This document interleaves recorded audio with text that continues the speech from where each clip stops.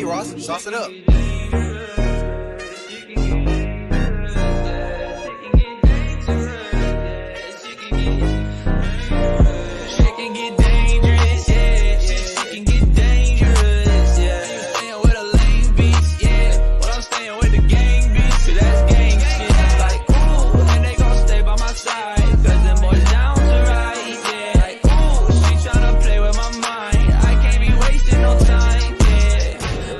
My wheels got in my bag and I got out my field. I'm getting this paper, I'm stacking a meal. I'm with your hoe in the house on the hills. Yeah. I'ma keep it real, at the sacrifice to try to get my bands up. Shorty wanna fuck with me, she see me on the camera. She said she in love with me, but really I can't stand her. She just want part of this life cause she see me on the ground.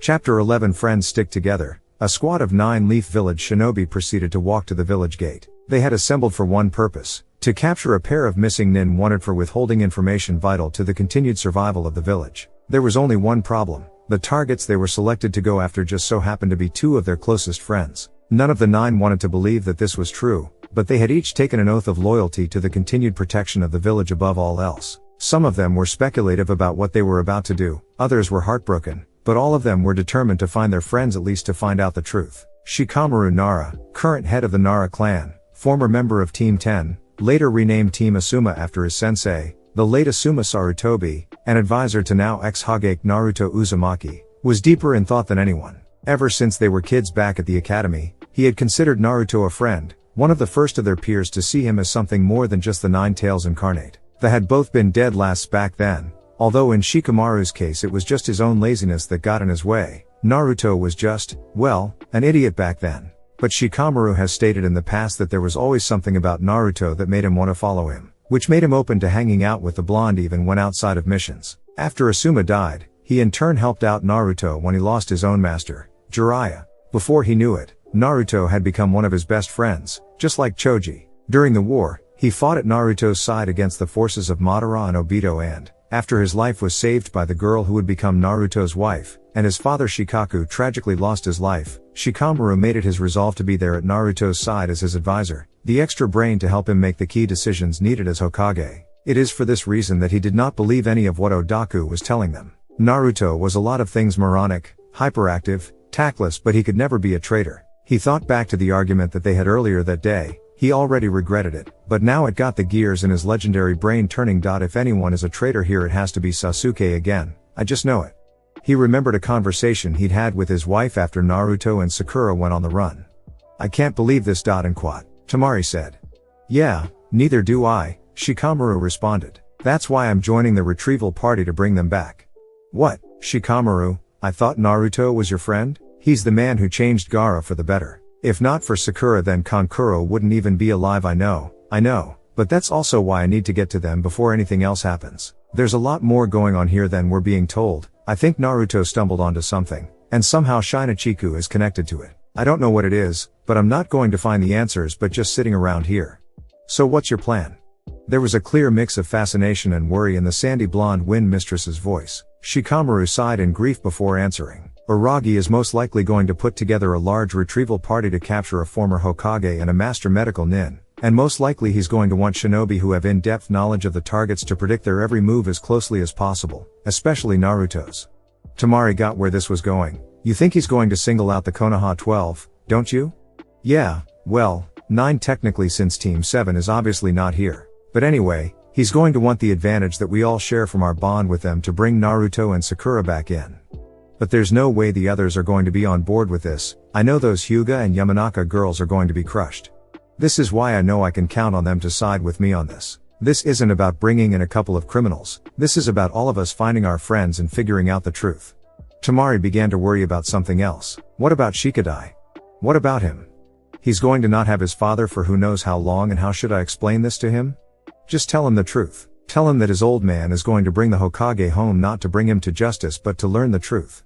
He really is a lot like you know, Tamari said, grinning. Smart, loyal ... and quat. Shikamaru smirked hearing her say this. Lazy, unenthusiastic, doesn't respect rank very well, not even his own uncle ... and quat. And with that his smirk turned to a frown. Tamari noticed this and gave her husband an embrace. Hey, you're right, he'll be fine. I'll still be watching out for him. Shikamaru's smirk came back. Thanks babe. And quat. He laid a quick peck on Tamari's cheek. You know, I always felt like I owed Naruto something. I know that your brothers weren't totally happy when you told them you wanted to transfer to the village to be with me, and I think Gaara only oaked it because I was Naruto's friend and advisor. Tamari ruffled his hair a little bit and played with his goatee. Well, I guess now's your chance to pay him back. I guess. God, this is so troublesome. Tamari finished his sentence for him, raising her own eyebrows in sarcasm while doing so. Shikamaru only chuckled to himself and embraced his wife and gave her a kiss, which she returned wrapping her arms around her. I love you, babe. I love you too. So, are you going to tell the guys now? Yeah, I guess so. Might as well start with Choji. Choji Akimichi, current head of the Akimichi clan, served and trained beside his best friend Shikamaru on Team Asuma. He too was a childhood friend of Naruto's, as they were all among the dead last while students at the academy. As they grew up, Naruto became a good friend of Choji's and would hang out with him for fun when not on missions. Growing up alongside Naruto, he got to see the future Hokage grow up both in mind and body, into a leader he would follow into battle anytime. There was no doubt in his mind that neither Naruto nor Sakura were traitors, but then again, who was he to argue with the official story of the village's top brass? Maybe there was just more going on here than he knew about? He trusted that Shikamaru could figure that one out. Choji remembered how he parted ways with his wife after Naruto and Sakura's fugitive status was laid out. Karu turned to her husband and scolded him. You're going to go after them, aren't you? Most likely, yeah, they're probably going to want people close to Naruto and Sakura to help bring them in. Do you really think that they've gone rogue? No, no way. I've known Naruto since we were kids. He's a great guy, he's no traitor. Karu stepped up to Choji and placed a hand on his burly chest. I want to come with you. No, I don't know if that's a good idea. Karu was taken aback. What's that supposed to mean? You telling me you don't think that your wife can measure up to the challenge? Samui-sensei taught me well. I was one of the best kunoichi in the Cloud Village before I ever even met you, mister. Oh, trust me, honey, I know how badass you are. I just get the feeling they may try singling out the Konoha 12 for this mission. Besides what? I'm just thinking about Chacho, that's all. Oh, come on, she'll be fine. She's a very confident and self-assured young lady. Choji laughed. Reminds me of someone else I know. And quat. Karu elbowed him hard. Ow, sorry. He then noticed Shikamaru walking his way. Oh boy, I bet I know what he wants to talk about. Excuse me, sweetie. He was about to walk over to his best friend when he felt a tug on his arm pull him back, then a pair of hands cup his face as his wife planted a deep kiss right on his lips. Just promise you'll come back again, you big lug. Choji smirked. It's a date. With that, the tall, burly, bearded shinobi spoke with his childhood friend, who shared with him his feelings about what was about to happen. Ino Yamanaka, current head of the Yamanaka clan and member of Konoha's intelligence division, third member of Team Asuma, and the third member of her generation's Ino Shikacho formation, had been best friends with Sakura Haruno since childhood. The pink-haired girl had been bullied as a little girl due to her large forehead, and it was the young and popular Ino that came to her defense, giving her a red ribbon to draw attention away from her billboard brow and telling her that it was pointless to try and cover up her forehead. Ino was raised by her father to embody the meaning of the bush clover, to represent blunt and candid love and to treasure the bonds that she has with her friends. That is why, despite often bossing them around, she has always been close to both Shikamaru and Choji and formed the classic bond of trust among their three clans that cannot be broken. It was this same treasuring of bonds that now made her regret all those years wasted fighting with Sakura over their shared crush on Sasuke Uchiha. Ino Pig, as Sakura so often called her, had helped the pinkette gain her confidence to grow and reach the potential that she knew she always had deep down. But then, like so many other girls their age, Sakura became attracted to the raven-haired Uchiha and, upon learning that Ino was into him too, Sakura ended their friendship and started a bitter rivalry for his affections. It was not until after their fight during the Chunin exams that their friendship was at last rekindled, though they still seemed to bicker as often as ever on the surface. Actually, Ino owed Sakura far more than she could ever repay because without her, she may not have the life she does now. When she was first introduced to Sakura's new teammate Sai, she found herself attracted to him, partially because something about him reminded her of Sasuke. When Sai had, not fully understanding, called Ino beautiful upon their first meeting, it sparked a slowly budding seed of affection for the pale-faced Anbu. After the war, following the loss of her father Inoiki, she had confided in Sakura that she had a crush on Sai, to which Sakura, in an optimistic effort to make amends with her old friend, set the two of them up on a blind date. As it turns out, the date went extremely well and both of them started dating after that, finally culminating in marriage with their son Inojin. If not for Sakura's actions, she may not have the family that she does now, and for that she would always be in Sakura's debt. Sadly, Her relationship with her best friend's husband, Naruto, was not nearly so positive in the beginning. Like Sakura herself, Ino used to think Naruto was a loser with no real potential, especially compared to Sasuke. However, then she got to see the boy's inner strength and unshakable resolve during the Chunin exams, and that slowly helped him gain her respect and friendship. Hell, after his defeat of Pain, she outright admitted that she could almost fall for the blonde if she wanted to. During the war, she also realized, through her father's ability to project people's thoughts into others, just how mighty Naruto's heart was as well. Even since Naruto had returned from his training trip with Jiraiya, Ino had secretly championed him and Sakura getting together. In the beginning, this was partially to get the pinkette off the competition for Sasuke, but primarily because she saw the deep bond that had formed between them and how much they really did have in common. She always knew that Naruto liked Sakura, and she could tell, even if her best friend was too dense to see it for herself, that Sakura liked him too deep down. When they finally announced that they were dating, Ino was ecstatic and, true to her sultry and flirtatious nature, saw fit to give Sakura all the relationship advice she could ever since, some of it less than appropriate in polite company. Walking beside Ino was her husband, Sai, a former teammate and good friend of both Naruto and Sakura's in his own right. When he and Naruto first met, they got off to a very rough start, because back then Sai had very limited understanding of human interaction and would constantly criticize the blonde for everything. That and his total lack of respect for both his and Sakura's bond with the traitorous Sasuke. But as their attempt to bring Sasuke home played out, the three of them did bond and they all became friends and teammates. In fact, Naruto reminded Sai a lot of his late brother Shin, so much so that the blonde inspired him to strive to become a more social individual, which proved to be just enough to impress the woman who would become his wife. Neither of them could accept the truth of the mission they were about to undertake. Sai was quite sad that both Naruto and Sakura were branded fugitives, but poor Ino was broken-hearted over now having to bring in her own best friend. For his own part, Sai found himself in the same boat as Shikamaru, questioning a certain raven-haired former criminal that just so happened to now be in possession of his friend's son at this very moment of having something to do with all of this. Sai recalled his efforts to comfort his wife just a while ago. The pale-faced Anbu wrapped his arms around Ino as tears of grief flowed down her face. Ino, beautiful, it's going to be alright. Alright, Sai, that's my best friend out there. Those are your teammates, your friends. Aren't you scared?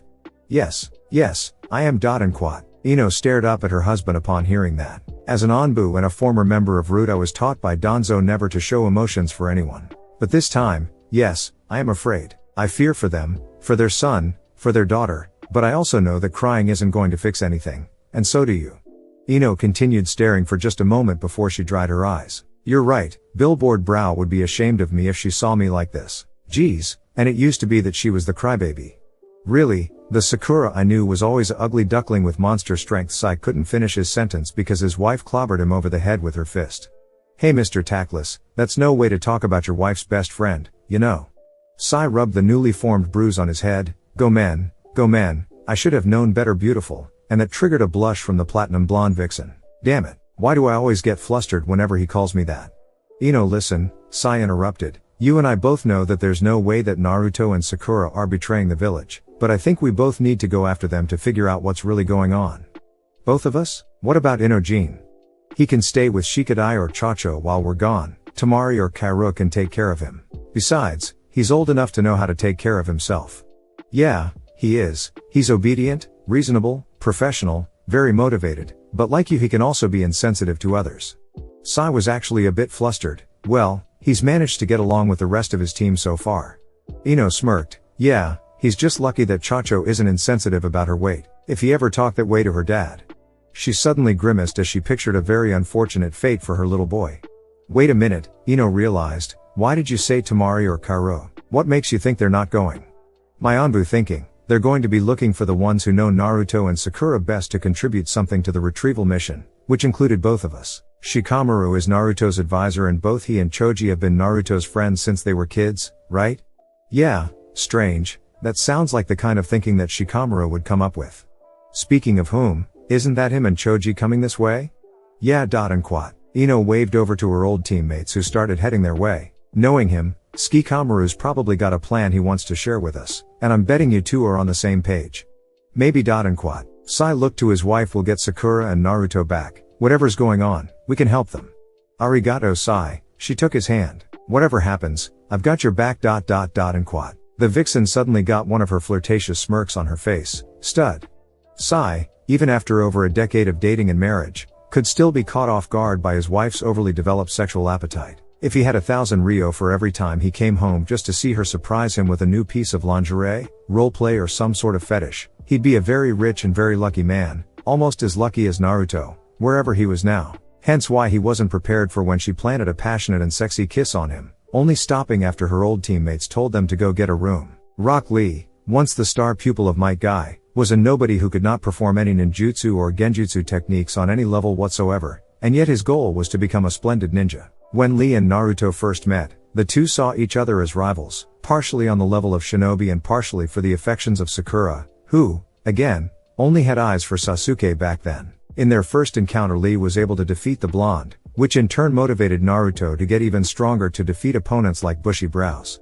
During the Chunin exams, Lee recognized a desire in Naruto to prove to his teammate Neji Hyuga that his belief in a fixed, preset destiny was not true and that we are all free to make of our life what we wish. He also saw the passion in the boy's eyes that matched if not rivaled his own. This led to a profound respect toward Naruto that has never wavered over time, as each has seen each other as a friendly rival to one day defeat, but also as a loyal ally and friend that can be counted on for anything. During the war, it was Naruto who helped give Lee the strength he needed to continue fighting in the wake of Neji's death. In fact, with Naruto's support, Lee played a notable role both in the severing of Madara and Obito's connections to the Ten Tails and in landing the final blow against Obito. Naruto was always there for him when you needed him, and likewise, he wanted to be there for his future wife, Tenten, in her own grieving as well. Somewhat like Shino, Tenten, Lee's former teammate on Team Guy, was not the closest of Naruto's inner circle of friends, but as the boy grew up she easily came to respect him as a comrade, and at times has even worried about the boy's safety. By the time he became Hokage, she had tremendous respect for Naruto, even if that respect wasn't as overt and passionate as her husband's. But he did owe Naruto one thing. When Neji died, it left the poor girl in a very dark place, and it was Naruto's support of Lee that, in turn, motivated Lee to be there for her when she needed him. Through that, their bond was able to grow even stronger until eventually they each became husband and wife with one son. There wasn't a shred of doubt in Lee's mind that neither Naruto nor Sakura were really what Odaku and the council was claiming them to be. Naruto and he had grown too close as friends, and Sakura was like an angel to Lee for the majority of his childhood. He was always happy for the two of them when they started dating and especially when they got married. Despite all the battles they waged to win her affections, if he had to lose her to anyone, he was grateful that at least it was to someone like Naruto. Tenten couldn't be quite as sure as him, but she supported her husband and knew that their friends needed to be found, for their own sake if nothing else. Lee remembered the agreement made between him and Tenten when all of this started. Lee, I know that you're thinking and I want to go with you.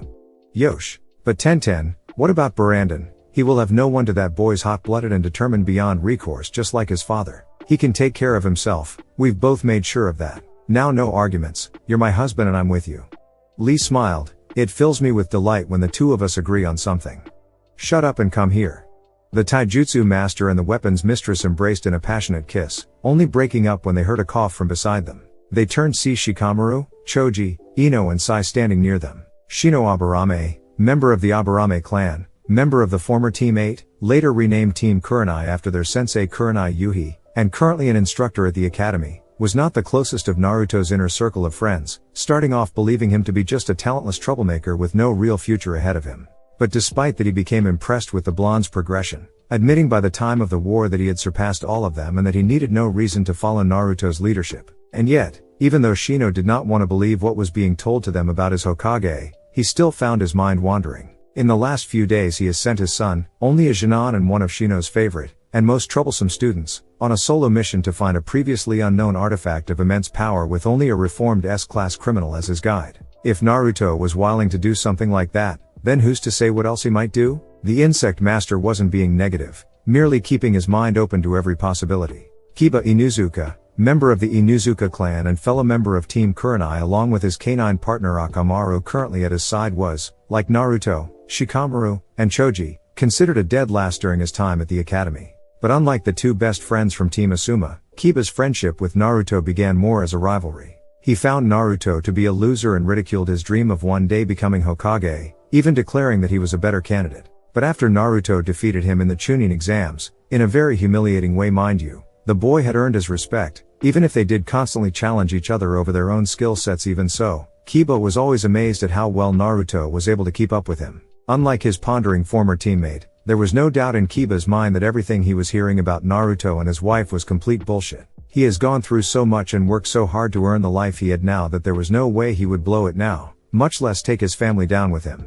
Besides, he needed to be there for Hinata. Kiba now had to turn to his very depressed wife. If Ino was feeling brokenhearted over what they would now have to do against their old friends, then Hinata Hyuga was feeling far worse. As heiress to the prestigious Hyuga clan, member of the team Kurenai and her sensei's most prized pupil, she was regarded as one of the most powerful kunoichi in the Hidden Leaf Village, although she certainly did not start out that way. Despite hailing from such a powerful clan, Hinata was plagued from the beginning by a terrible sense of shyness and lack of confidence in her own abilities. Because of this, her father, Hiashi Hyuga, determined that the girl was not suited to become heir to the clan's main house, favoring her younger sister Hanami instead. After the failed attempt of a head ninja from Kumagakure to capture Hinata for her Byakugan that ultimately led to the death of her uncle, and subsequently a deep-rooted scorn from her cousin Neji, the girl then lost a duel with her own sister that was organized to determine whether Hinata really was worthy of the clan. This meekness and lack of confidence may have consumed her forever had she not caught sight of an ostracized boy named Naruto Uzumaki.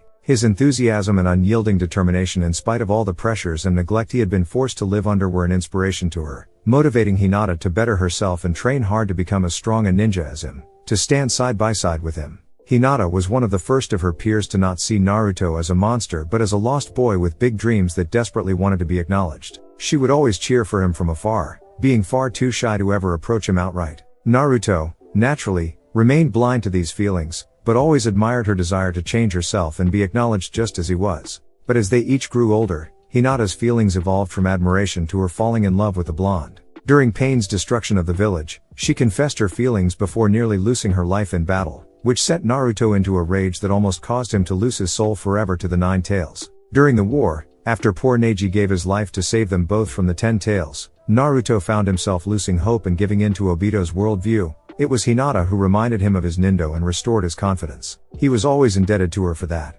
After the war, Naruto found himself growing distant from Sakura, feeling that with Sasuke finally back home that she would want to spend her time with him instead. So, remembering her confession, he decided to try and move on and asked Hinata out for a date. It was like a dream come true for the heiress, but she was no fool. She knew that Naruto was not over his feelings for Sakura, nor was Sakura over her budding feelings for him. She confronted him about this and the response she received disgusted her. He had said that he was giving up on her, that he needed to force himself to move on and give up his own happiness if it meant letting Sakura have hers. Slap. That was the hard sound made as Hinata's palm made contact with Naruto's face. This person, this self-doubting thing that was just giving up on what he always wanted was not the same boy that she fell in love with. The Naruto she loved hated whenever anyone lied to themselves, and yet that was exactly what he was doing now. She didn't need a Keki Genki to see it. And that's when she knew. She needed to let him go. Regardless of whatever a future with him would have been, if it meant seeing him bury his true feelings and live a lie with her for the rest of his life, then that was no way to live at all, for either of them.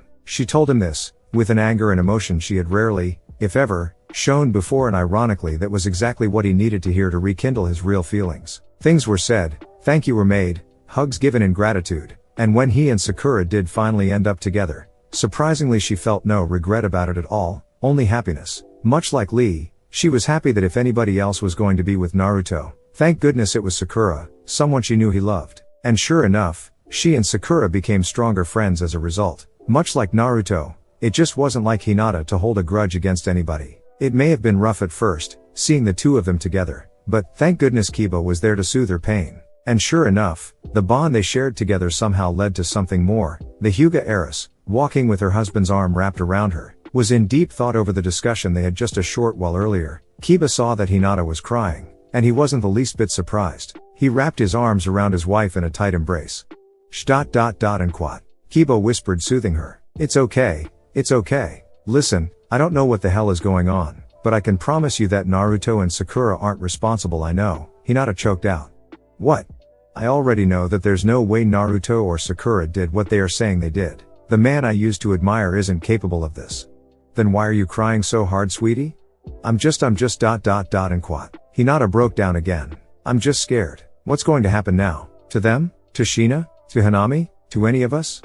Kiba wasn't proud of it, but he felt himself getting angry with himself now. Hey, settle down. Hinata, you need to be strong. For all of us you need to be strong. Just like the girl I fell in love with who found the will to prove herself and overcome anything. But Kiba, what would Naruto say if he saw you like this? That did it. That was just what she needed. That was all it took to keep the White Eye Princess from falling back into her self-doubt. Kiba's right. Naruto wouldn't want to see me like this, just like I didn't want to see him the way I did the one time we went out. Oh god, I'm doing it again. I'm sorry, Kiba. You don't have to apologize. I know that you're worried about Naruto. I'm sorry that I'm thinking about him again. I don't know how you put up with me sometimes. It's not fair to you. Because I know how much he meant to you and that no matter how much we've been through together I can never inspire you like he did. The canine shinobi was silenced as a pair of hands grabbed his face and a set of lips clasped onto his own. Kiba, ever the animal he was quick to consume her lips with his own in passion. Neither of them knew how long they were like that, maybe a few seconds, but it felt like a lifetime. After they broke apart, Hinata smiled warmly at him. Silly, you just did inspire me. Hinata, now you listen to me, you're my husband and I love you. You're right, I do care about Naruto, I'd follow him into hell if he asked me, but I'm in love with you Kiba, never doubt me about that. And quat. She planted another quick kiss on his lips. And that's why I want you to come with me to go find Naruto and Sakura. Say what? That's right, our friends are out there and they need our help. Naruto would never give up on us, and now we need to be there for both him and Sakura. Now, are you coming with me or not? Damn right I am. But what about the kids? I'll talk with my sister, I'm sure she won't mind watching them. If she can't do it, then I'll ask Kurenai sensei. You're sure sensei can handle Okami? He can be quite a short-tempered animal. Just like his father, Hinata smirked cutely. Sensei could handle you, she'll do fine with him. Besides, Suki will be well-mannered, so it won't be all that bad. Yeah, Kiba agreed. That girl's sweet, polite, kind of quiet, but she's got a wolf's passion in her heart, just like her mom. Hinata blushed. Thank you. So, is this just going to be the two of us? Make that the three of us. They both turned to the source of the voice to find their old teammate, Shino, standing next to them. Sorry, I couldn't help overhearing. And no, it's okay Shino, Hinata said. Hey man, Kiba asked, what did you mean you'd come with us? Exactly what I said. Listen, something about all of this isn't adding up, and I think we can all agree that the only way we are going to get answers is if we find Naruto and Sakura. What do you mean something isn't right? Asked Kiba. I mean that in the last few days Naruto has sent his son on a solo mission to find some unknown artifact of immense power with only Sasuke, a reformed S-class criminal as his guide. And now he and his wife suddenly flee from the village for reasons we don't know about. Stop it. Hinata yelled. Don't you dare even think like that. Naruto and Sakura would never betray this village, you know that. Shino could swear that he could see Hinata activate her Byakugan for emphasis. Gomen, that was inappropriate. I only mean that there are questions that need answering is all. It's alright Shino, said Hinata, but what about your son, or your students? Bagu is in good hands with my wife, the boy's calm and serious-minded like me and creepy. Hinata elbowed Kiba. Ow. And as for my students, Shino continued, they have plenty of substitutes to fill in for me until we get back, and it looks like we're not the only ones plotting a retrieval mission. Look who's heading our way. They turned to see Shikamaru, Choji, Ino, Sai, Lee and Tenten heading towards them. The company of 9 Jonin had made it to the village gate, all packed and in their shinobi attire for their latest mission. Odaku was waiting for them at the gate. Good, all of you are here. I'm certain that none of you are having second thoughts about this, yes?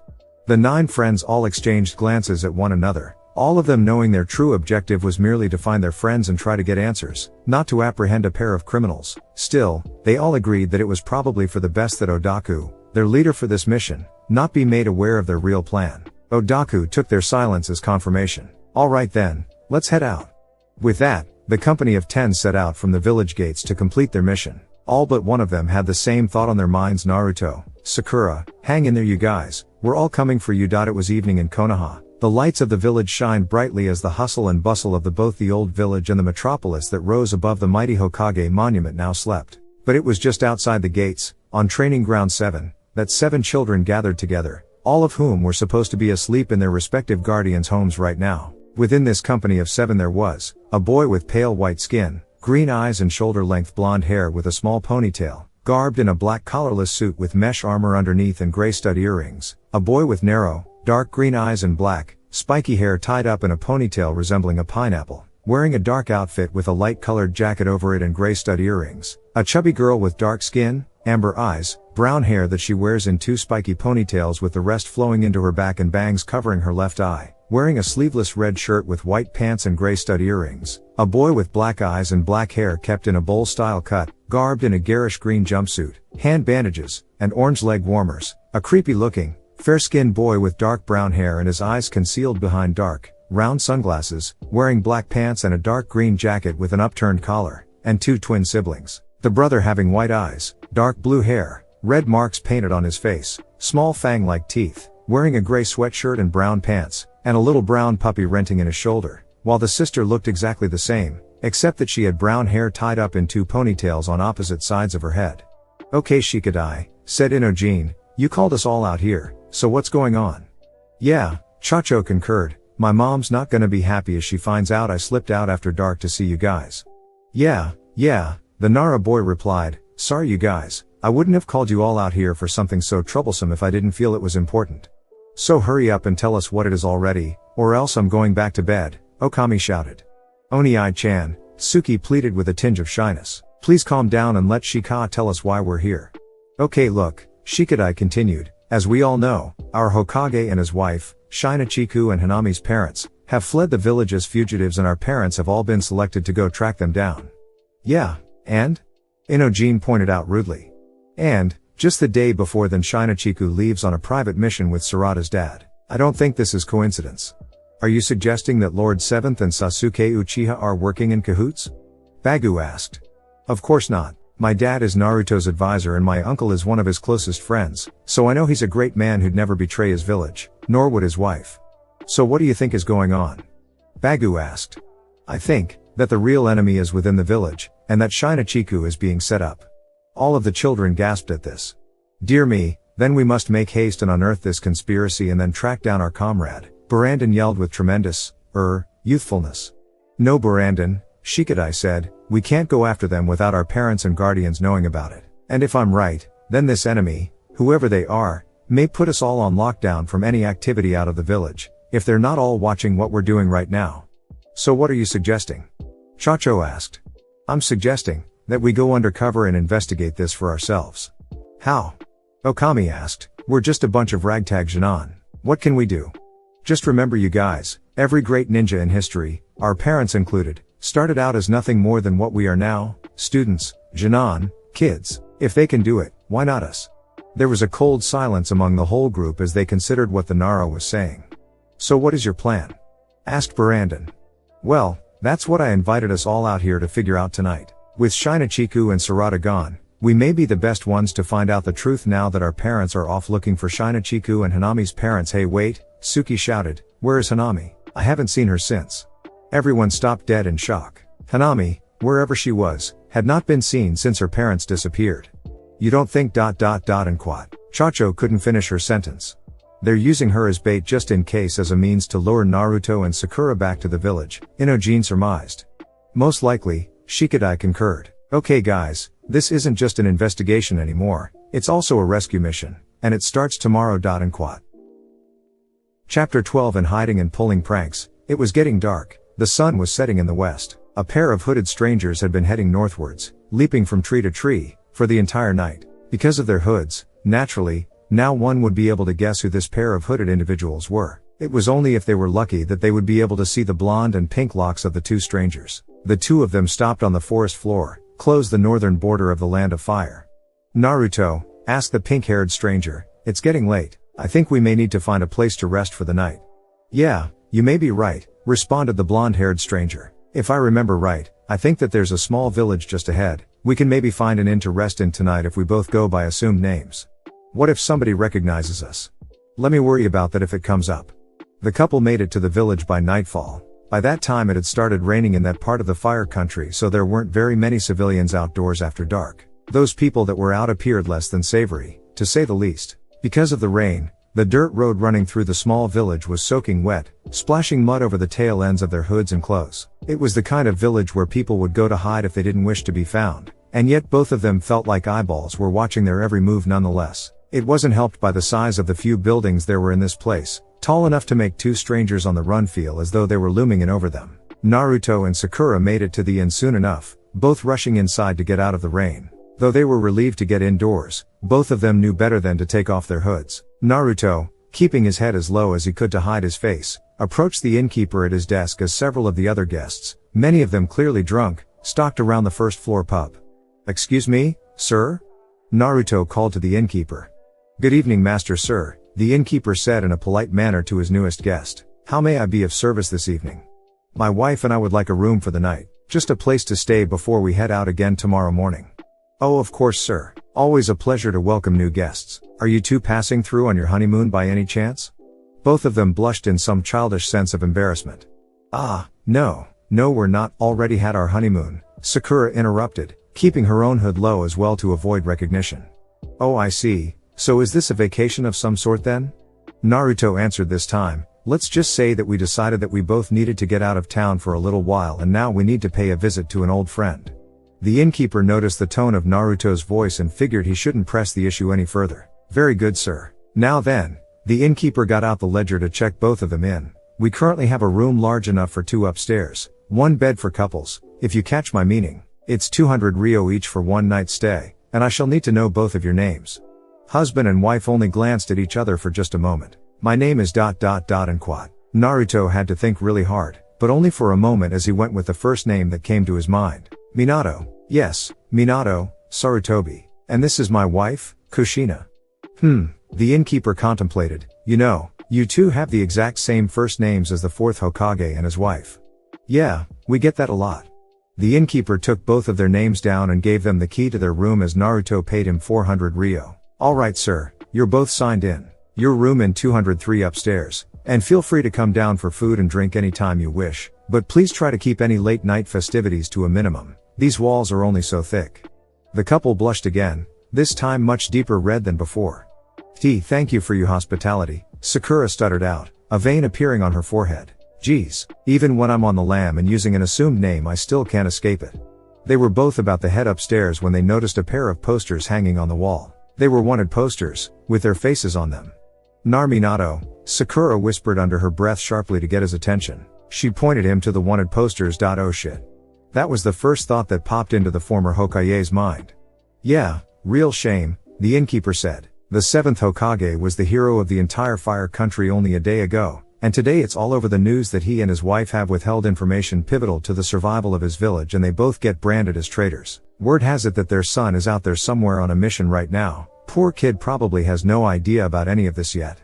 Poor Sakura hung her head low, really low, fighting every urge in her body to let her tears fall again. Shinachiku, Hanami, what you must think about us. Mark my words, we're going to fix this, and then your parents are coming for both of you. Naruto wasn't feeling much better. When Shinachiku hears about this he's going to be devastated. And Hanami, no, I don't ever want to think about what she's going through right now. Just hang in there kids, mom and dad are going to get to the bottom of this, and then we're going to find both of you. That's a promise of a lifetime. Folks, are you two alright? The innkeeper's question snapped both of them out of their funk. Oh, sorry about that. And quad. Naruto said. Say, is there a reward out on the Hokage and his wife? Looking to collect, huh? Get in line, nearly everyone in here has got their eyes on that reward. Naruto stole a very quick glacé at the rough, dirty, unkempt mugs on all of the bar patrons around them, some of them looking pretty heavily armed. How much? The bingo book has Uzumaki listed at 40 billion ryo. What?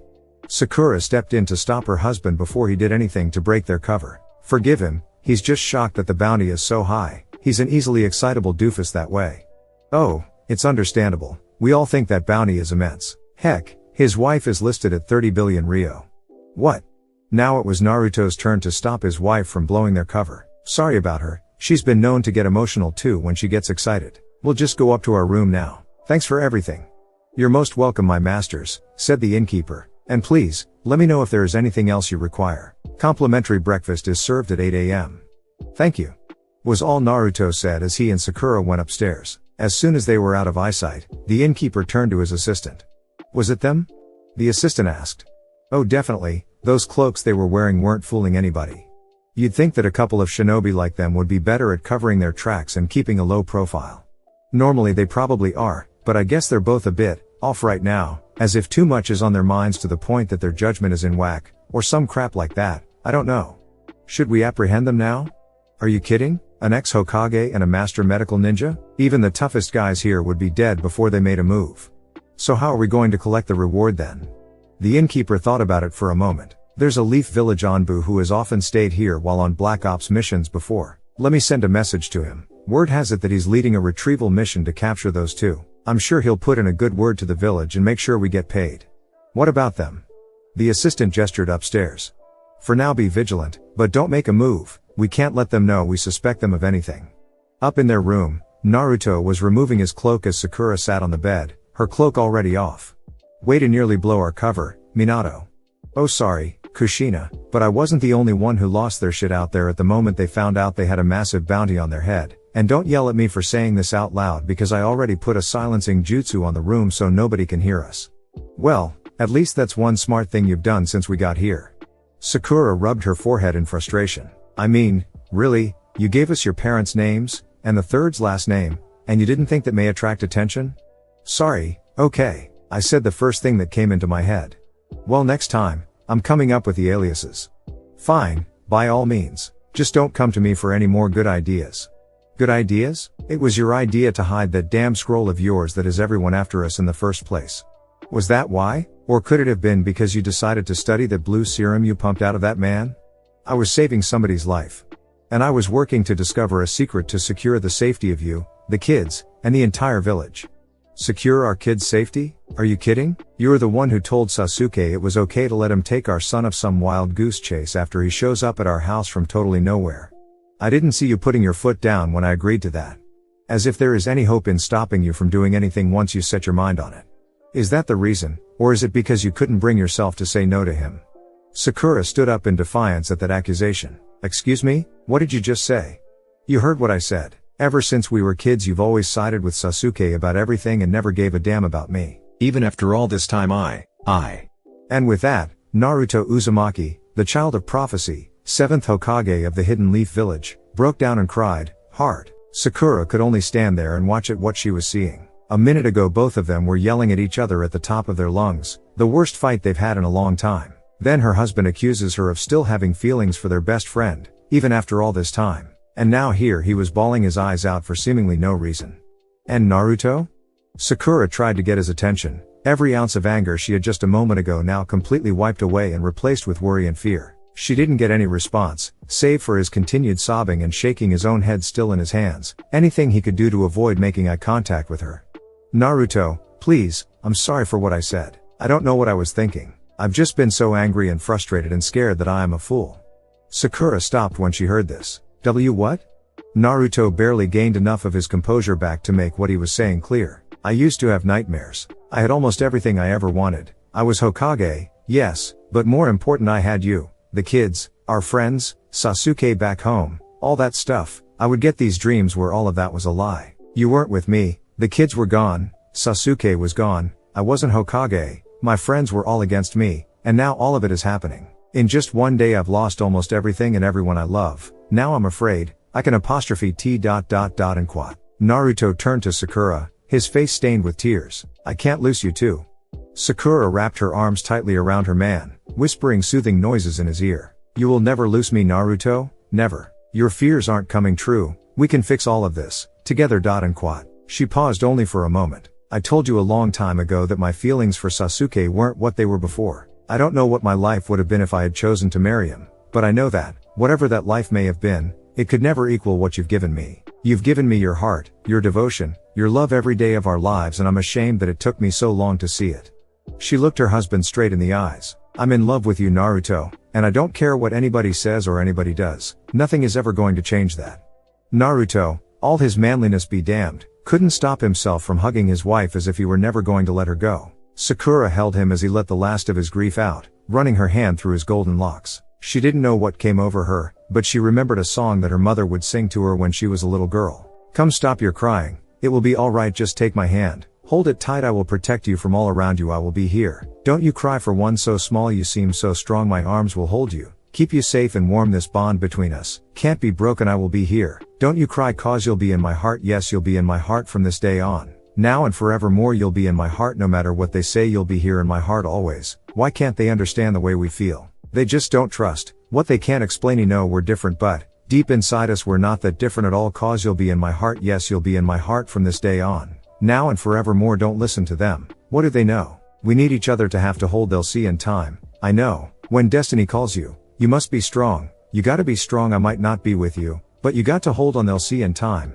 I know, We'll show them together cause you'll be in my heart, yes you'll be in my heart from this day on. Now and forevermore you'll be in my heart. You'll be here in my heart no matter what they say. I'll be with you, you'll be here in my heart. I'll be there, always, always. I'll be with you, you'll be there for you always. Always and always, just look over your shoulder, just look over your shoulder, just look over your shoulder, you'll be there always. Naruto looked up at his wife, entranced at what she had just sung to him. She smiled warmly at him. I love you, Sakura, Naruto said, his hope and happiness restored. Sakura was herself becoming overwhelmed with joy. I love you too, Naruto, so very much.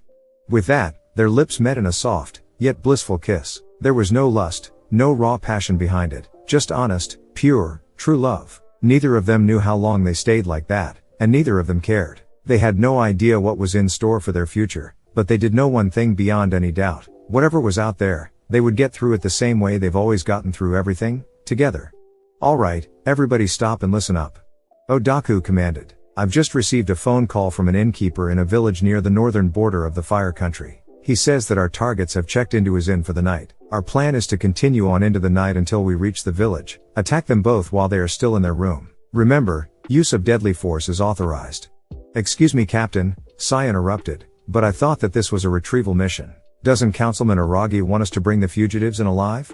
If we can help it, yes. But remember Captain Sai, as well as the rest of you, that these are two very skilled and powerful criminals we are dealing with. They will not show you any mercy, so we cannot afford to show them any ourselves. If we are forced to take out the targets in order to complete our mission, then so be it. But Captain, Lee said, what of the so-called withheld information that Naruto and Sakura are carrying? If we kill either of them, won't that information be lost?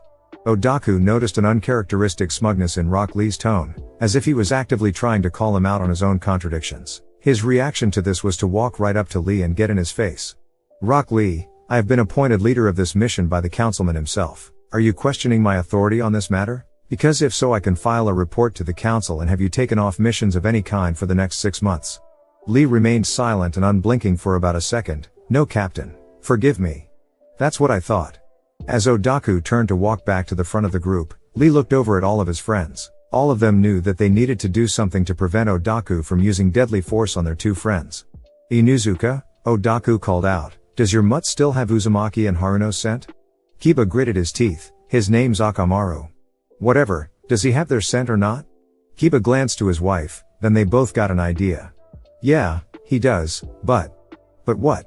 But Akamaru's been running all day and he looks to be getting tired, Captain, said Hinata, who got on her knees and started scratching the underside of Akamaru's chin, much to the large dog's enjoyment. Maybe it's for his own good that we make camp for a while and continue our pursuit later, that way we can intercept the targets when they've barely awoken the next morning. No Lady Hyuga, we cannot give them any opening to escape. Even the slightest window of time could give them an advantage that we cannot afford. With all due respect, Captain, I have to agree with Lady Hinata, Shino added, catching on to what they were doing, as was everyone else. We've been running all day and the company is becoming fatigued, whereas Naruto still has the stamina of a Jinchuriku and Sakura is a master healer, so who knows what kinds of stimulants and food pills she may have on her. Yeah, I don't think we'll stand much of a chance unless we all get some rest first, said Ino. Not to mention those of us who are dying of hunger right now, Choji quipped. And besides, some of us are carrying an entire arsenal of weapons on our backs, said Tenten. A little time to take the weight off and stretch would do some good.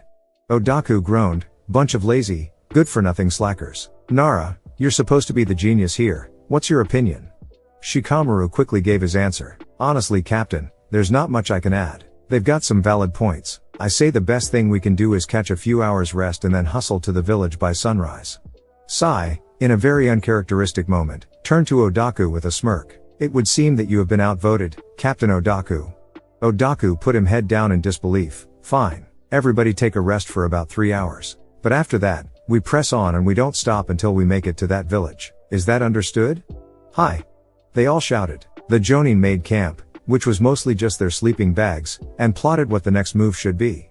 Hey Hinata, Kiba, great distraction back there, praised Tenten. Thanks, Kiba said, anything it takes to keep Aragi's hired goon from slaughtering Naruto and Sakura in their sleep. And quat. The Inuzuka then realized what he had just said out loud. Sorry honey. No, it's okay, said Hinata, I just hope we bought them enough time. Most likely, Shikamaru interrupted. Naruto's not the same idiot that he used to be. They'll probably sneak out before the sun rises tomorrow morning. Are you certain old Dickless isn't still an idiot? Sai countered. Because I just spoke with Odaku and he told me the aliases that the innkeeper claims Naruto used to check himself and Sakura into his establishment. Oh, and what might they be? Choji asked curiously. The innkeeper has their first names listed as Minato and Kushina. Everybody groaned in embarrassment at their Hokage's idiotic choice of aliases, and a few of them even slapped their own foreheads for good measure. What an idiot, Ino shouted. Geez, how conspicuous can you be?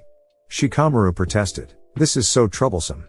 Whatever guys, let's just get what rest we can until Odaku decides it's time to head out again, Shino said. And so the company rested, all hoping that their friends had enough time to get out of there by morning. It was 7 a.m. that morning, and the company arrived as early as humanly possible. Odaku approached the front desk and the innkeeper instantly recognized him. Odaku, thank you for coming, the innkeeper said. Thank you for reporting in. And quad. Odaku then leaned in and whispered something that none of his team could hear. He then pulled back. So where are the targets now? They are up in room 203, haven't left their room yet. Alright team, this is it. Odaku addressed the others. Be prepared for anything, they may try to trick us. With that, everyone got their kunai ready and proceeded upstairs. They instantly gathered around the door to the room. Lady Hyuga, Odaku called out, are the targets inside? Let me see, Byakugan. Hinata activated her Keki Genki in order to see through the walls of the room. 2 targets, 1 male, 1 female. And quad. Hinata didn't want to say what she was about to. Hi Captain, it appears to be Lord Hokage and his wife. Thank you Lady. And quad. Odaku thanked her in a, frankly, thankless tone. Alright everyone, on the count of 3. 1, 2, 3. Odaku kicked the door in with all his strength, and charged in, kunai at the ready. Freeze. Naruto and Sakura were there, just as Hinata said. Neither of them made a move.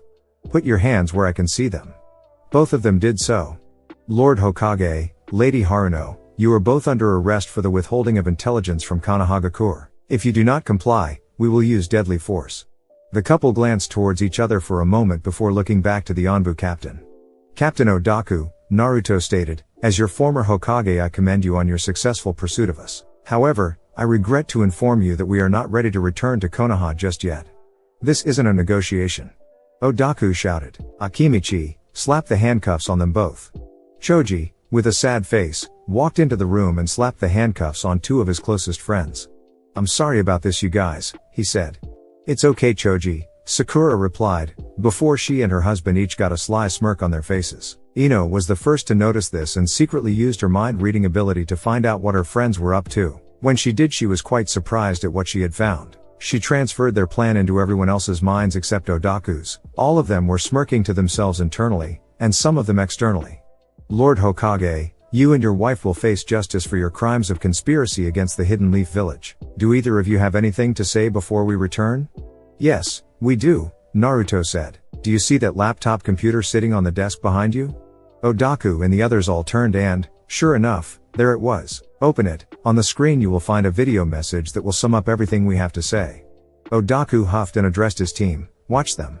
He opened up the laptop computer, recognizing it as a cheap, complimentary version that the inn provides guests, himself included when he had stayed here while on past missions. On the laptop screen popped a video of some kind. There was a musical tune booming in the background of what appeared to be a scrawny, light-skinned young male with brown hair and wearing an oversized white sports jacket. The man was dancing in a goofy manner for several seconds before he started singing We're no strangers to love, you know the rules and so do ya, full commitments. What I'm thinking of you wouldn't get this from any other guy. Just wanna tell you how I'm feeling, oughta make you understand, never gonna give you up, never gonna let you down, never gonna run around and desert you, never gonna make you cry, never gonna say goodbye, never gonna tell a lie and hurt you. Odaku could only stare at the screen as total confusion over what he had just seen. His team, on the other hand, were either grinning, chuckling to themselves, or breaking out into fits of laughter at their captain's expense. What the hell am I looking at? Sai, of all people, was the one to answer, I believe that you have just been rickrolled, Captain. Oh my god, that was friggin' hilarious. Kiba thought, leave it to Naruto to pull a prank like that. How troublesome, Shikamaru thought. Funny, but troublesome, for the captain anyway. Ha ha ha. Damn, that was a good one. Choji thought. Any other day I'd think that was lame, Ino thought, but this time, it was. Ha ha ha ha ha. I must say, that gentleman in the white coat is displaying quite the admirable level of youth indeed. Lee pondered to himself, his dance moves may make him a worthy opponent for even my skills. I've got to hand it to the guy. I never would have thought to pull a stunt like that. Thought 1010. I cannot believe that the fool would take the time to set up this prank when he should have been making his escape, or that it is surprisingly amusing. Pondered Shino. Hinata didn't think anything, but she did giggle to herself at her former crush's childish antics. Enough, Odaku shouted as he turned to the two fugitives. That was a very unfunny prank you just pulled on me, Lord Seventh. Not funny? Kiba questioned. What are you talking about? That was hysterical. He then got a death glare from the rugged-faced leader. Never mind. And Quad. He muttered one more word under his breath. Tool. Lord Seventh, what was the meaning of showing us that pointless video? Odaku asked. Just to distract you all while Sakura and I made our escape. And also to send a message to whoever may be looking for us, which, just in case it wasn't clear, boils down to this. Naruto and Sakura, in perfect unison and still in handcuffs, raised both of their middle fingers up to Odaku and then each gave him a raspberry like a couple of foul-mouthed little kids, and then they both dissipated in a puff of smoke, leaving the handcuffs behind to fall to the floor. Damn it. Shadow clones. Hyuga, you can see a person's chakra network. Shouldn't you have been able to sense they were clones with your Keki Genki? I'm sorry, Captain, I must not have picked up on that. Hinata lied. Odaku groaned in frustration, punching a wall no less. Their targets could be miles away by now. Hours before the sun were due to rise, Naruto and Sakura woke up to enact what they each had agreed. They both knew that they could not afford to be there in the morning. With wanted posters lined up on the walls of the inn, even an idiot like Naruto could put it together that the innkeeper was only letting them stay the night as part of a plan to collect the bounty on their heads. But Naruto had a plan for whoever would be waiting for them, and now that his and Sakura's shadow clones had dispelled, all the information from the encounter came flooding back to him, and now he was laughing his ass off. Did your plan work? Sakura asked. Yep. My god, you should have seen the look on Odaku's face. So Odaku's the one coming after us? Naruto suddenly got serious. Yeah, and he's got a team of 9 others with him. A 10-man squad? Isn't that a bit excessive just to bring back 2 missing nin?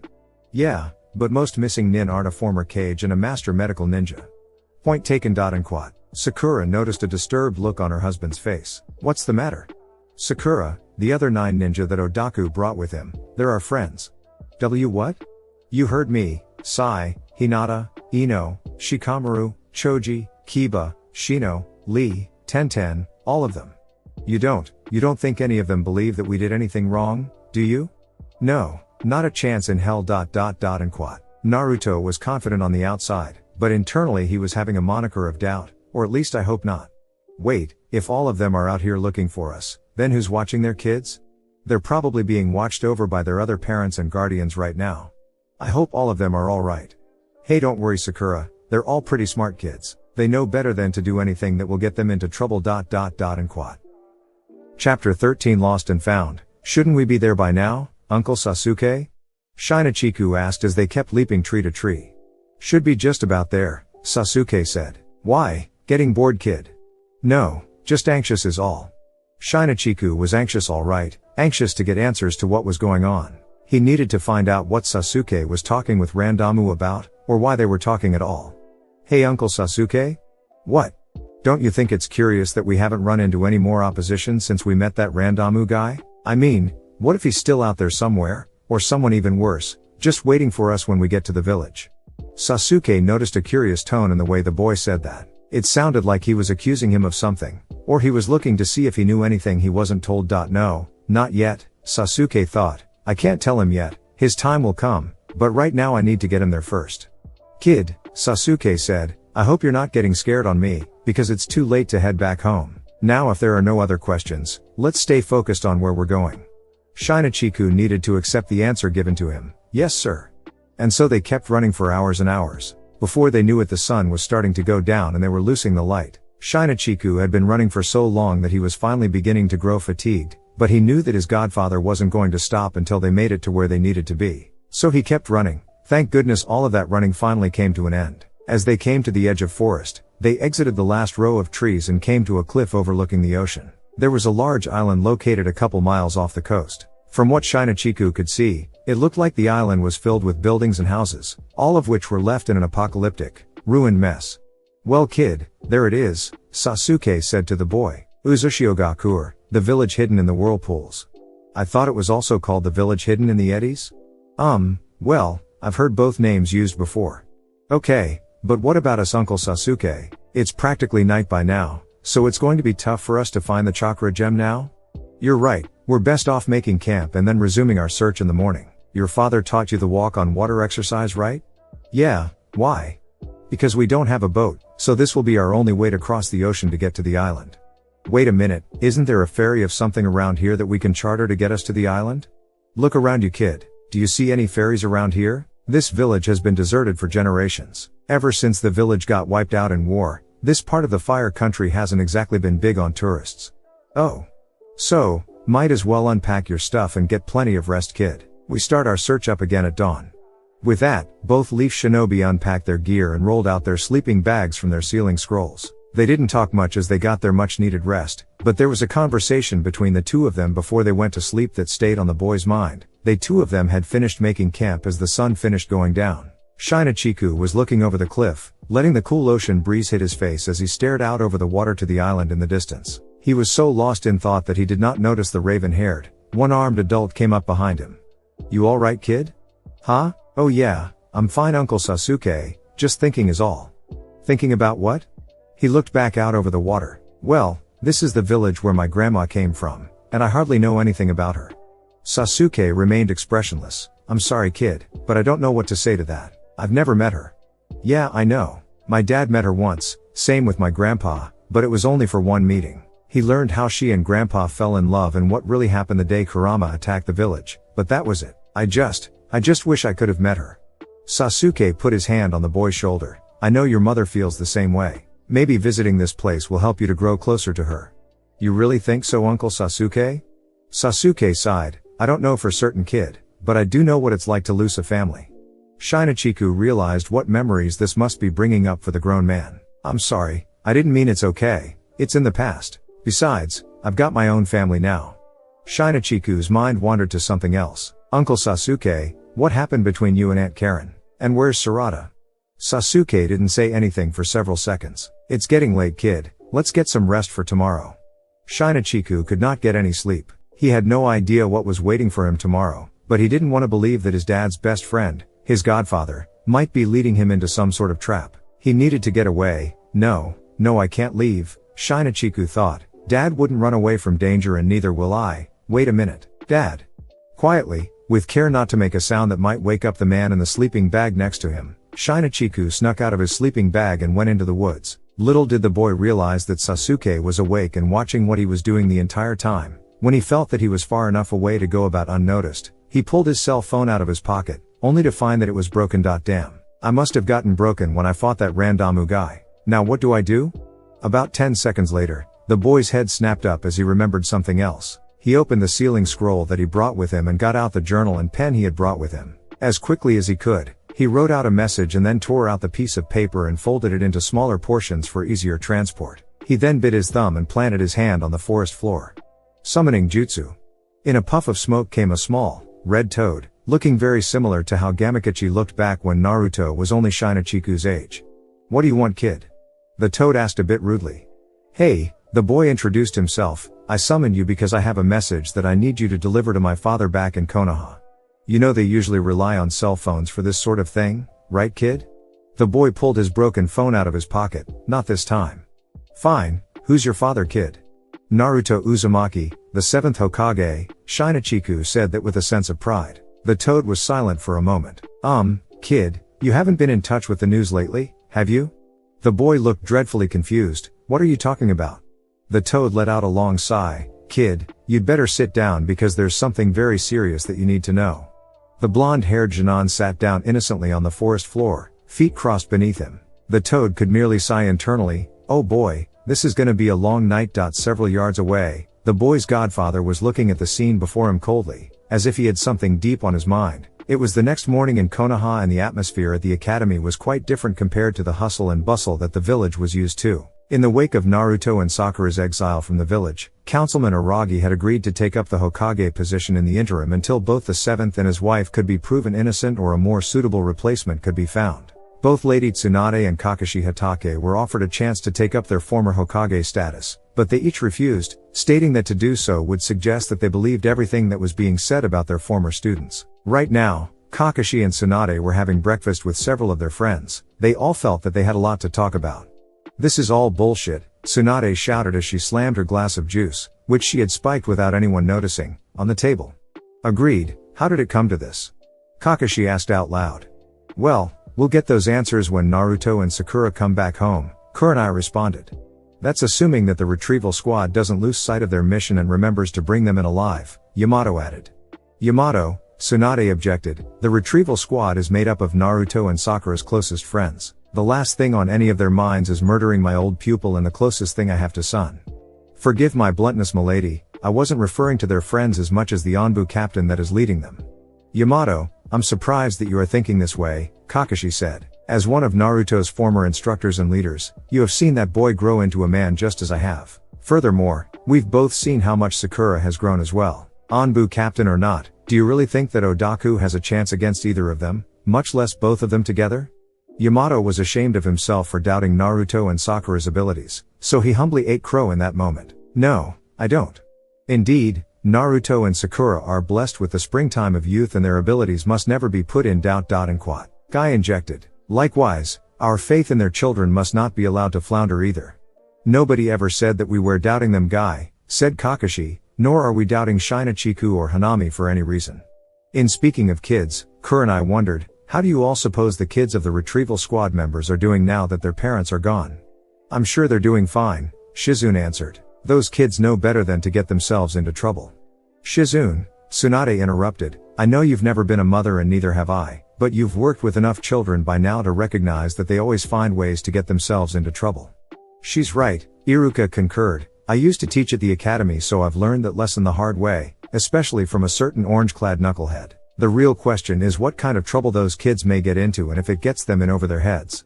It was afternoon in the Hidden Leaf Village and 7 children, all Genin-rank shinobi, had all gathered at Ikikaru's for lunch. Since taking the Hokage position, Councilman Aragi has made missions outside the village even scarcer than they were before, leaving many of the village ninjas, particularly Genin and academy students, without much to do.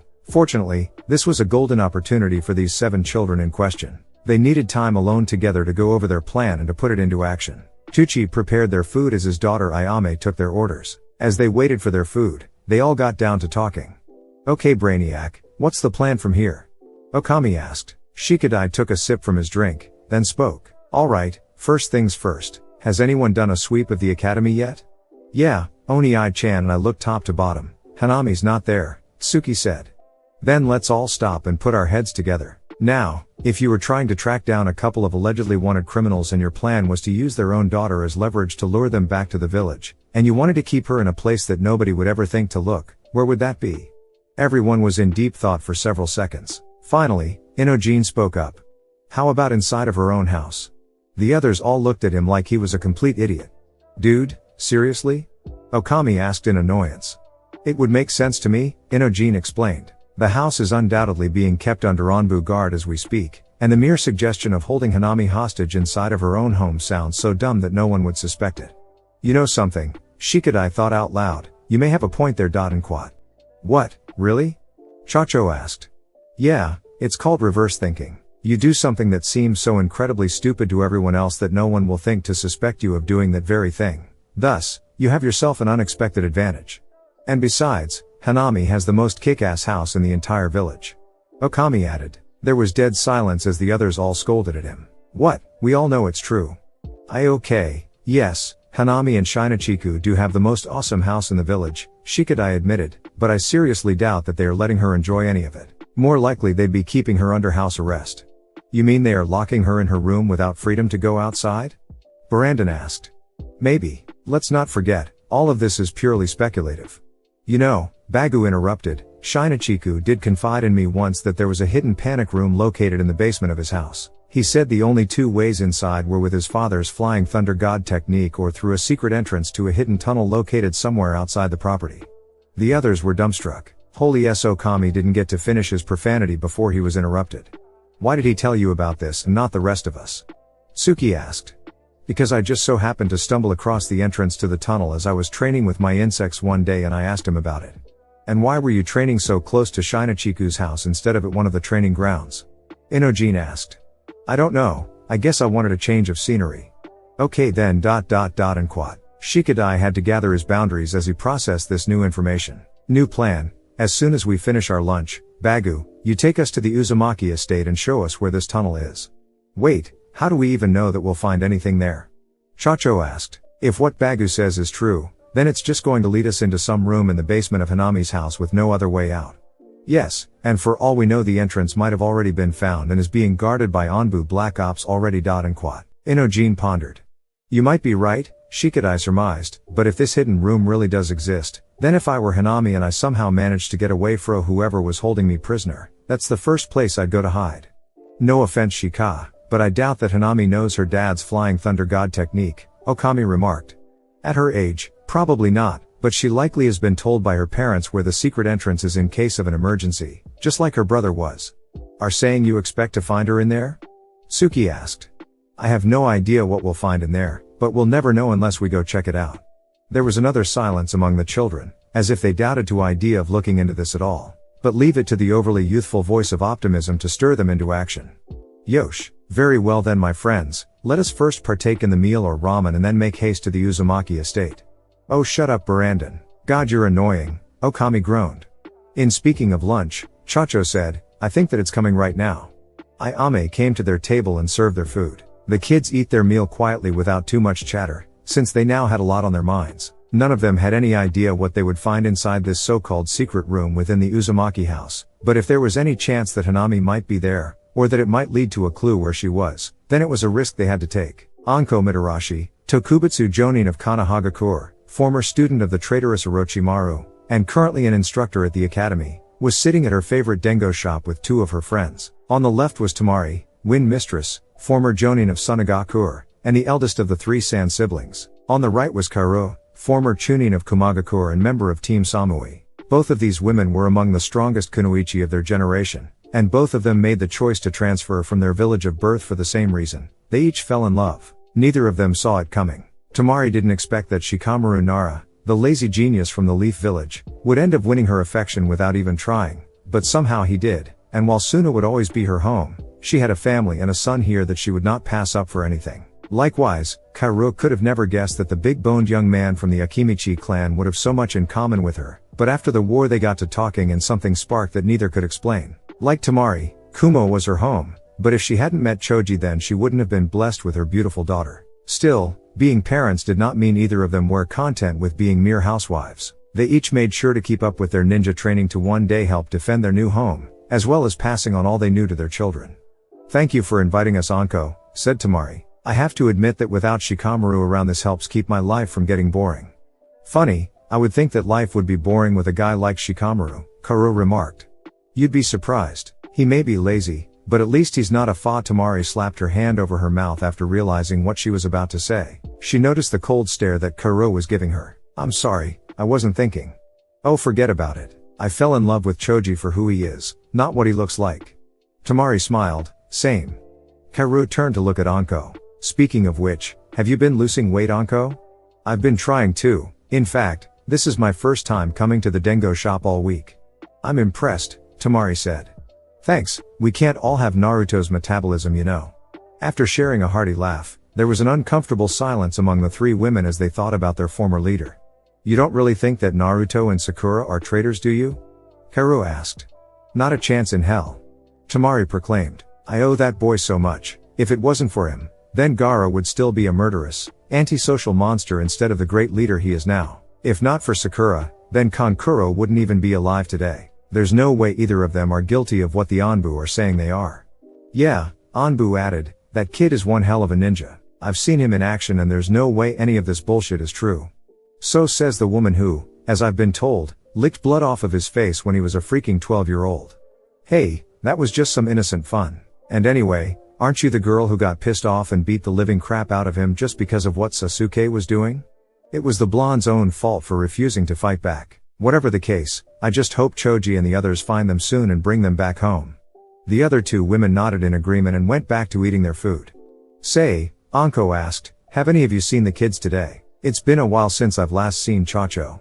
I don't know, I think she said something about hanging out with her friends today, Kaoru answered. Yeah, Shikadai said something about that too, Tamari concurred. I swear if that boy gets himself into any trouble there's going to be hell to pay.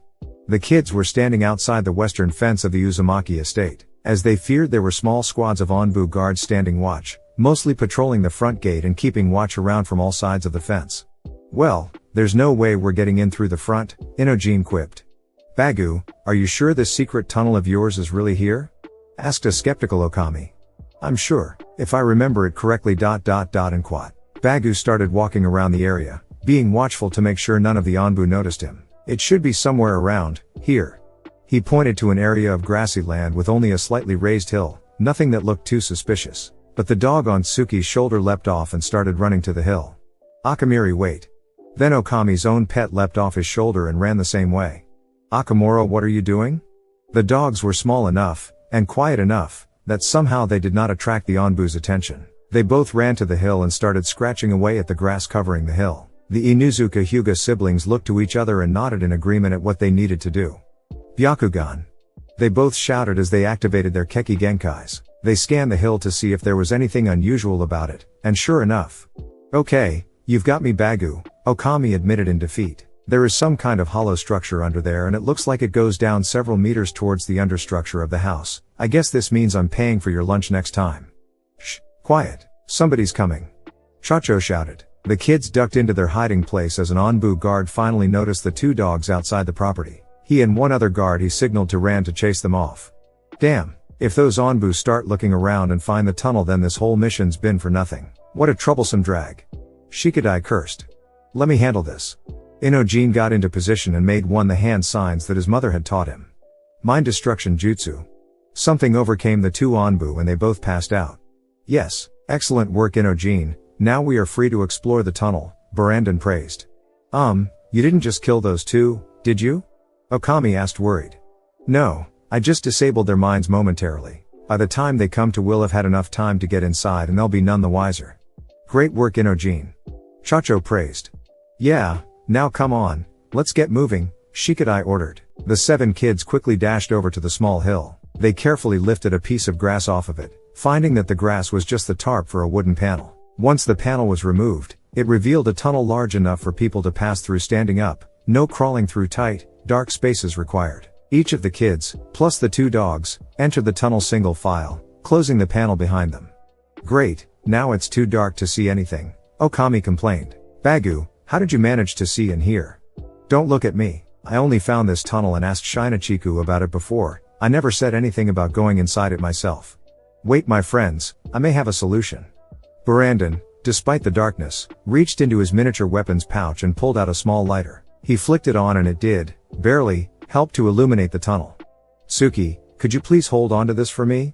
Oh, okay. And quat. The female twin took the lighter and kept the flame lit long enough for the young taijutsu weapons master to pull out a miniature torch. He held the torch up to the open flame and lit it, creating a much more useful source of light.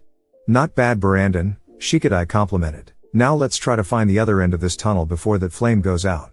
The kids kept walking down through the tunnel. None of them were sure how long it would take for them to make it to the exit, whatever it was that was waiting for them on the other side. Until finally. Yosh, look, my friends, I see a light at the end of the tunnel. Okami groaned. Seriously, Barandon, couldn't you have said something a little more original?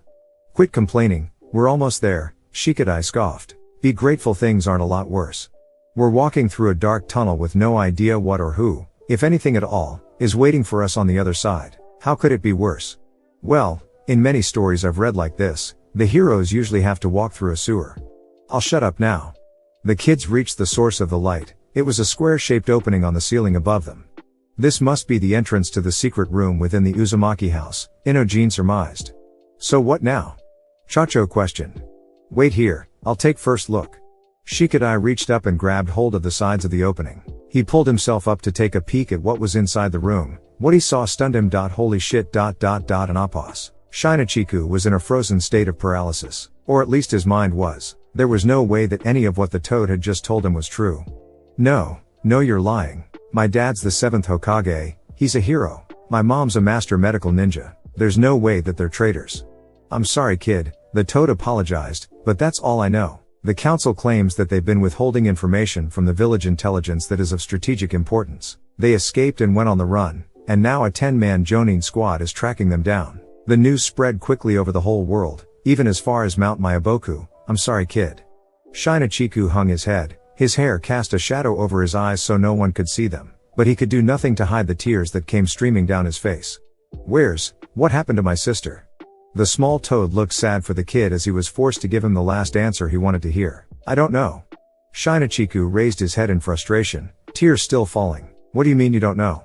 I'm sorry, I don't know. Nobody does. None of the news reports that have gotten out have said anything about your sister. For all we know, she may still be in the village alone. I've got to go back. I've got to find her. I think that's a bad idea.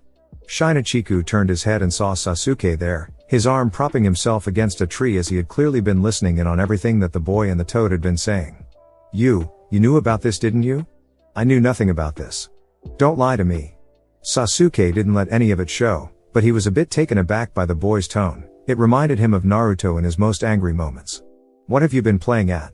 The boy asked. What are you really up to? I saw you communicating with that Randamu guy the other day. What did you mean when you said that there was going to be an attack on the Leaf Village? Uncle, before I go anywhere else with you, I want some answers and I want them now. Sasuke remained coldly silent, giving the boy no response. Answer me. In less than a second, the Uchiha had dashed clear from where he was standing and appeared directly in front of the boy. He has his katana up against Shinachiku's throat, a Chidori current running the length of the blade. Shinachiku had an entire empty section of the forest to retreat to. He could have attacked or retreated any time he wished, but somehow he knew better. His godfather was trying to bluff him, trick him into thinking he'd attack, and the boy wasn't buying it. He stood his ground barely fazed. Sasuke grinned. Very good. Even in the face of certain death you were able to call my bluff. You're as brave as your father, all right. And you're sharp-witted too. He stopped the Chidori current that ran through his sword and pulled the blade back from the boy's throat. All right, kid, you want answers and you deserve them. Shinachiku stood there waiting for whatever his godfather had to say to him, but in less than a second the raven-haired Jonin was behind the boy as he whispered something in his ear. But not quite yet. Before the boy could say anything, he felt a pressure blow to his neck, enough to knock him out cold. Sasuke then turned to the small toad, who could only sit there and bear witness to the shocking and confusing turn of events. You, carry on with your mission that this boy summoned you for. Find Naruto Uzumaki and Sakura Haruno and let them know that I have their son. Tell them that Shinachiku is safe, but in the wake of all that's happened we need to have a talk. The toad narrowed his eyes at the one-armed Uchiha's request. And where would I find them? That's your problem, but try heading for Otogakure first. Why there? Naruto and Sakura are criminals now and don't know who they can trust. If I were in their position and I needed to try taking refuge with anybody, it would be with another criminal. Someone like my old master. Orochimaru? Precisely. Now get out of here before I decide to have frog's legs for my meal tomorrow. Taking the hint, the toad started hopping in the direction of the hidden sound village. But he barely made one hop before he stopped and turned to face the Uchiha once more. Gamabunta and Gamakichi have told all us toads about this boy's father. If you lay another finger on him, Naruto will kill you, you know that, right? Don't worry, he'll be safe. Now go. The toad hopped away towards the hidden sound village once again, leaving the Uchiha and the Uzumaki boy alone in the forest near the coastal cliff. Sasuke began fiddling with the microphone he wore around his neck. Test, Channel 3. Does anybody hear me? This is Uchiha. Does anybody copy? There was only blank static for a moment, then a familiar female voice came through the speaker. Sasuke, is that you? Are you at the hidden whirlpool village yet? Have you heard about Naruto and Sakura? To answer your questions, 1, yes, it's me. 2, no, we're still on the cliff overlooking the ocean and we were going to head to the island in the morning. And 3, yes, I just found out about them. What do we do now? That's part of why I'm calling. There's been a change of plans. He's onto us. What do you mean he's onto us? I mean Shinachiku, he knows there's more going on than I've told him. I have him knocked out for the time being, but we're going to need to do something if we want his help getting that chakra gem now. What's the plan? Contact Suigetsu and Hugo and let them know to meet me here. Call Randamu too, might as well lay all our cards on the table. Me too? Oh course, seeing you may help put him at ease. Bring Sarada also. You know she's been looking forward to seeing him. I know. I'll see you soon, and Karen, I love you. And quad. Well, it seems like we've made it to the end of part 4-2, Shinachiku's first adventure, aka, what if Naruto and Sakura had a child? I'm gonna go start on part 2, to Naruto vs Sasuke, the aftermath. Also, if you didn't check out the first part I suggest you do. Anyways, I wish all of you a wonderful day/night, bye.